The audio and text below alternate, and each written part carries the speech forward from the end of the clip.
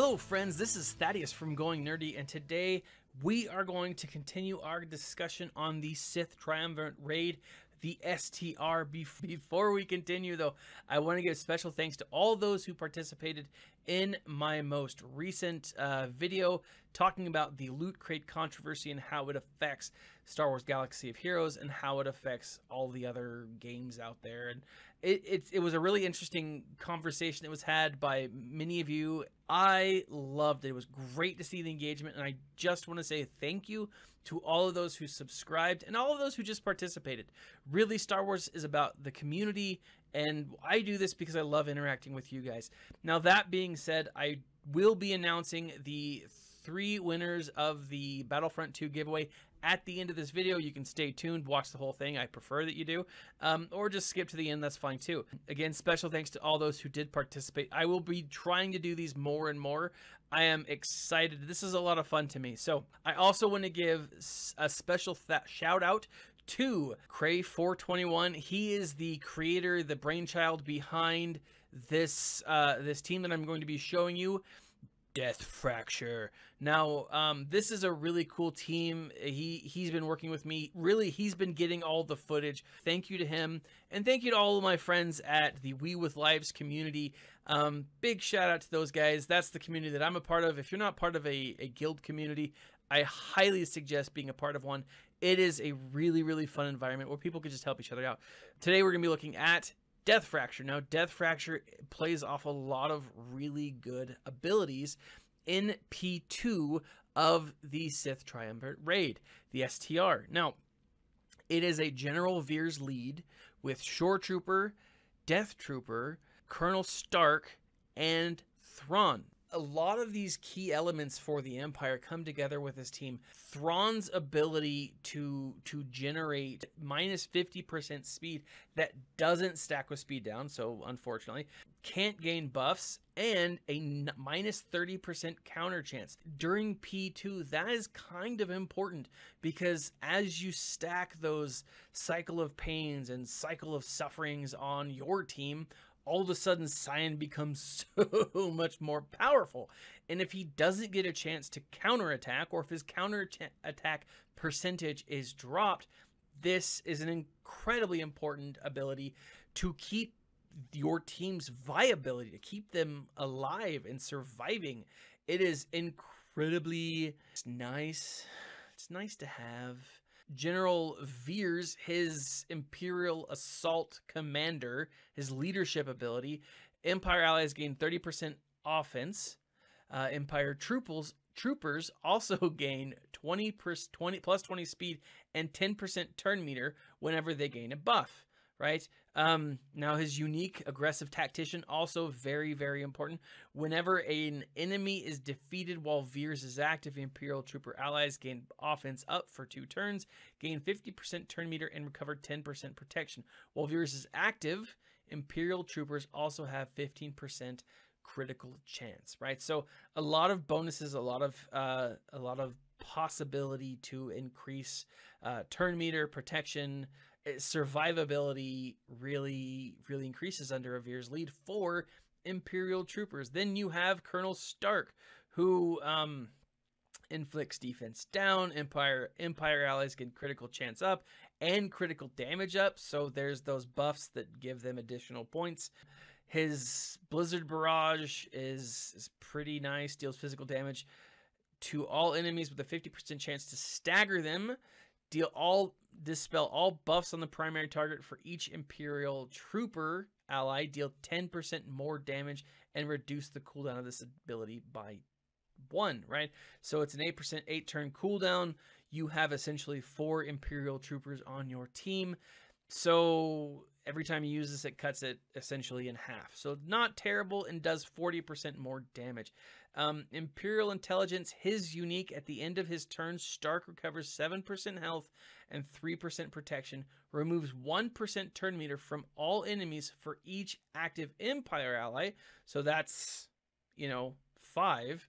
And then doubled for Imperial Trooper allies. So essentially you have 8% turn meter that is taken off, with 9 making Thrawn. Imperial Trooper allies have a plus 50 armor penetration. So they're going to be doing more damage. Now, this is valuable. Now, that's important, obviously, because Scion is a tank, and you want to get under that, you know, you want to penetrate him, you know, deep to really do the most damage. Finally, finishing off Shore Trooper. Basic attack as a target enemy with 70% chance to inflict critical chance down. If you can take off the critical chance when Scion does hit, that's just nice. Regroup, all allies recover health equal to 24% of Shore Trooper's maximum health and gain critical hit immunity for 2 turns. Shore Trooper gains taunt for 2 turns. Whenever Shore Trooper loses a buff, reduce the cooldown of this ability by 1, right? And then his stand guard at the end of each encounter, Shore Trooper gains taunt for 1 turn. Whenever another allied Empire unit uses a special ability, which does happen a lot here, if Shore Trooper is taunting, they gain 15% turn meter, and Shore Trooper recovers 10% max health. While Shore Trooper is active, Imperial allies have a 10% max health. So essentially, this team is just solid. And finishing it off, we have Death Trooper, who we saw a lot of in Star Wars Rebels.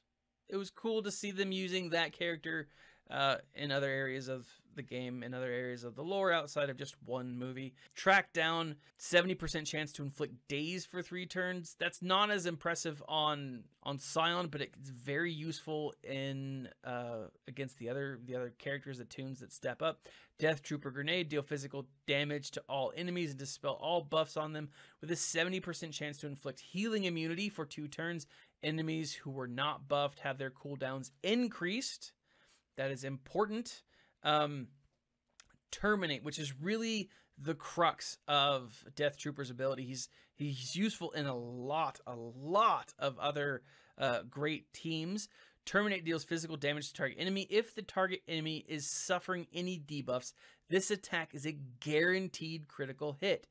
If there are any defeated enemies, which by after the first round there should be, all enemies inflicted with death mark will be inflicted with death mark for 2 turns, which can't be resisted. Now, target enemies defeated by terminate, which is this, can't be revived. Now, how great would it be if you could kill Scion in phase 2 and he didn't come back in phase 4 because you defeated him with terminate? That would be awesome, and just a ridiculous bugs that the creators would not care for. It's just, they wouldn't care for. Now what I want to do now is I want to show you the actual footage of this team in action. I want to start with the heroic footage. And while I show you the heroic footage, I also want to show you the stats of this group and kind of talk about what the stats are going into this. Now, because this is not, you know, my test account, this is someone's real flesh and blood live account. It's solid. It's a solid account, and it's not completely Zetaed out.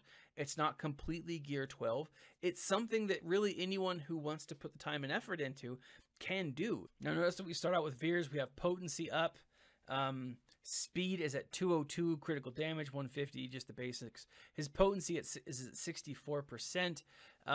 Thrawn actually is slightly different than normal. He doesn't have ebb and flow. He has 164 speed, which is not normally what you want on a Thrawn. You want Thrawn to be fast, but here he's more effective if he's slow.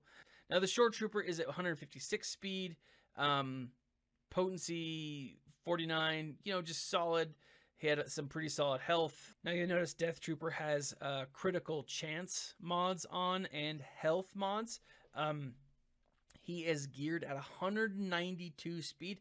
Not super fast, but definitely doable. Tenacity 25%, not bad.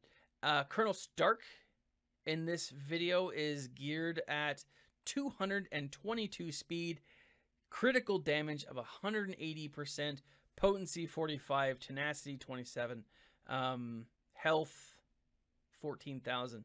So again, these are decent mods, but they're not the best. Now notice the first thing that we do is we're starting to throw on buffs as often as we can and take out really just as, you know, do a lot of area damage to kind of get as many people as you possibly can. Now, what's interesting, when Thrawn does eventually fracture Scion, it's interesting that what he does is he slows him to a point that just allows your team to build up those cycle of pain and cycle of sufferings. And it is like absolutely fascinating, because if you read the notes, for each stack of cycle of pain, you get plus 20% offense. But then for each cycle of suffering, 150% offense. Now keep that in mind. That's 180% offense for cycle of suffering. That is ridiculous. You're just able to do a ton of damage. At the end of this first heroic round, 718,000 damage, right? That's not a ton, but that's a respectable number in heroic. Now, I bring up the whole mod concept because had he had different mods, this could have been played out very, very different. But now I want to show you the T6, the death, this ability on T6. Now the same principles apply in this phase. However, he didn't have his troopers as fast as they are and as when I showed you in heroic. They were a little slower, and it's what's interesting. Again, he's doing a considerable amount of damage. He does a little over 2.5%. It's 3.896 million, which is again a solid number in T6. Now, this is an effective team. It's really useful if you don't have the Chex mix team, which is essentially CLS lead, Death Trooper, Raid Han, Chirrut, and Pow. If you don't have all of those characters geared maxed, it's an effective alternative to that. Now, what I would have done is I would have tried Thrawn out at a higher speed. I have preferred to keep my Thrawn above 240. If that's possible, great. If it's not possible, you know, you see the effectiveness here. I'm curious, though, if a faster Thrawn would allow you to get Fracture off faster, which it obviously does, but if that's going to really do that much of a difference, because you still have to take out those other, you know, the minions. Maybe that's not as important. Maybe, you know, something else is more viable. Maybe the slow speed for Thrawn is important, because once you get Fracture on Scion, because Thrawn has a slower speed, maybe it lasts longer. I don't know. I haven't tested this out enough to really play with it, but it's been interesting to see this. Also, as much as I love Shore Trooper and throwing on a constant amount of buffs on the other Imperial Troopers, I'm curious to know, maybe Magna Trooper is one of those characters that maybe this is a good event for Magna Trooper to step up in. I don't necessarily know that these are the best, but they are a solid group of characters that can be used effectively. Now, what do you guys think? Is it something that you're going to use? If you were to use this team, how would you use it differently? How would you mod them differently? How would you swap the characters out to make for a more effective combination? And what would you do to improve on this? Now, keep in mind, this is not a fully Zated team. How would you change this team? How would you use it differently? What ways would you tweak it? How would you, I don't know. I mean, what would you do differently? That being said, guys, thank you again for staying tuned. Let's go ahead and announce the winners of the giveaway. Again, I have 3 different copies of Star Wars Battlefront 2. So again, I do want to say thanks to all those who participated, who commented, who liked, subscribed, and shared. It was really cool to watch the conversation as it continued forward. But obviously, I only had 3 digital subscriptions that I could, or digital copies that I could give out.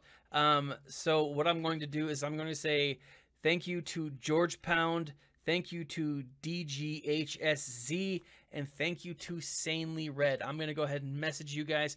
And go ahead and join me. Come to my Discord server if you're not already on, and then message me there, and I'll give you a copy of, or give you your digital copy. But as always, guys, leave a comment in the section below. Like, subscribe, share. It really gives me a lot of motivation to continue making these types of videos. I really appreciate it. This has been Thaddeus from Going Nerdy. And as always, my friends, stay nerdy.